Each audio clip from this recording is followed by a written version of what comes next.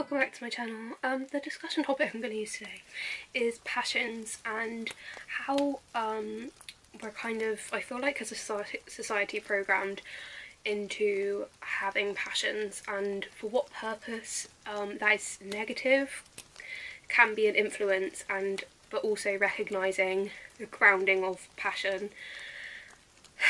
So I've been watching a few videos and I feel like it's just important to keep an, like, obviously it's always a discussion topic, like I feel like passions are used by the self-development industry to sell certain products and promote a sort of self-development sort of narrative, like buy this product, buy this book and you'll sort of improve as a person. I definitely think all things work together for good, and sometimes little things like learning about the law of attraction or, you know, meditating, like they're really important, powerful things that can make a real impact on your life. But I think the sense of, like, in passions as an idea, we sort of like pushed this narrative that like you have to find your like passion, you have to find your like dream career, and then all of your like problems will go away. And I think there's this ongoing subconscious pressure that a lot of people feel to find what makes them like everything go away in their life. And the fact is, like, life is always going to bring you issues. I've said in the past, I've found out that happiness is less so about one thing, because you can't have continuous pleasure unless you're like on drugs, and is that truly real like pleasure from the internal, or is it just a brain state that sort of makes you euphoric? But depending on what drug you use. But it's a case of like passions from, like, you know, yourself. I definitely think you can have passions from yourself that you can pursue, be that a hobby or you can turn it into a career if you can make money from it. I definitely think they're both valuable points, obviously taking into account that, like, if you're going to use it as a career, it needs to be like financially viable for some people. I just want to like bring that disclaimer out there. Obviously I don't know what your situation is or what works for you.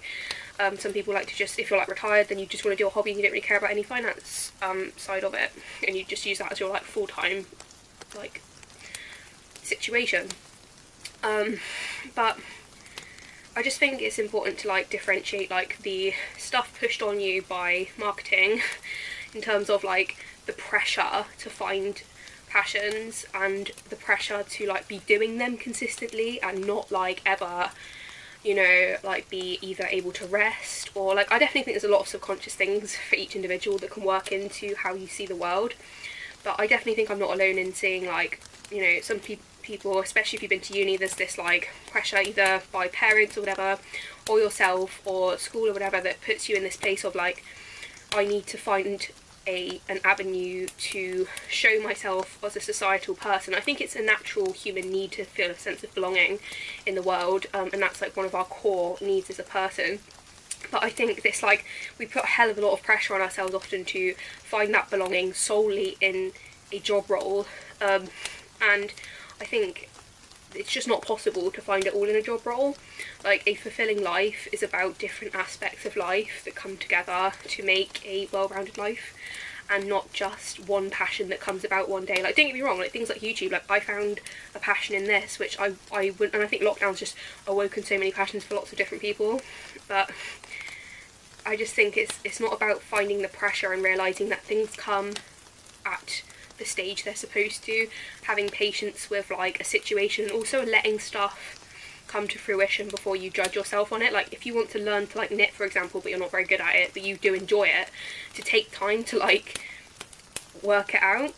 Or it could be anything, like if you want to learn a language but you're not sure that you'll be good at it, like to keep going.